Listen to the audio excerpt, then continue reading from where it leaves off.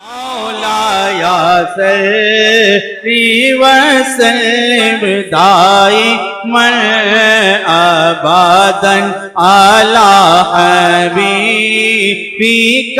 خير الخلق كلهم نحمده ونصلي ونسلم على رسوله الكريم قال الله تبارك وتعالى في القرآن العظيم وما أرسلناك إلا رحمة للعالمين۔ عزیزان محترم، سچی حکایات کا سلسلہ جاری و ساری ہے اور یہ چوتھا سلسلہ ہے، اور آج کی حکایت اگرچہ بہت چھوٹی ہے لیکن نبی کریم صلی اللہ تعالی علیہ وسلم کی عقیدت کے ترازو میں اگر اس کو دیکھا جائے تو یہ بہت بڑی اور بہت جاندار حکایت ہے۔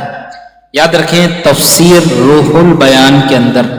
علامہ اسماعیل حقی رحمۃ اللہ علیہ نے ایک بڑی پیاری حدیث نقل کی ہے، اور وہ یہ ہے کہ ایک مرتبہ حضور صلی اللہ تعالی علیہ وسلم نے جبریل امین علیہ السلام سے ایک سوال پوچھا، وہ بڑا عجیب سوال تھا۔ اللہ کے نبی نے پوچھا کہ اے جبریل، یہ بتاؤ تمہاری عمر کتنی ہے، آپ کی عمر کتنی ہے؟ تو جبریل امین علیہ السلام نے عرض کی، یا رسول اللہ صلی اللہ علیہ وسلم، مجھے خبر نہیں میری عمر کتنی ہے، ہاں اتنا پتا ہے کہ اتنا میں جانتا ہوں کہ چوتھے حجاب میں ایک نورانی ستارہ 70,000 برس کے بعد چمکتا تھا، یعنی چوتھے نورانی حجاب کے اندر ایک ستارہ تھا جو 70,000 بعد یعنی برس کے بعد چمکتا تھا،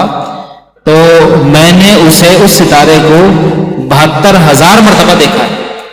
اللہ اکبر، ذرا غور کریں وہ ستارہ چمکنے میں کتنی ڈیوریشن ہے، اور جبریل امین علیہ السلام نے کتنی بار اس کو دیکھا۔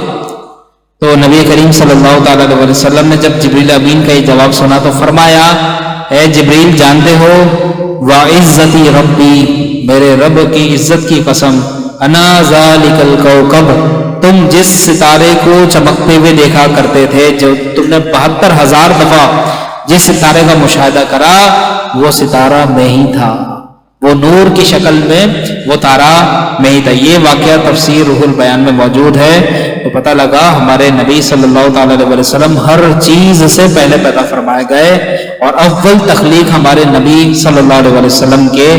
نور کی ہے۔ تو کائنات میں نبی کے نور کا اجالا آیا، تبھی تو کائنات میں رونق آئی۔ اللہ تعالی ہمیں عمل کی توفیق عطا فرمائے، حضور سے سچی محبت رکھنے کی توفیق عطا فرمائے۔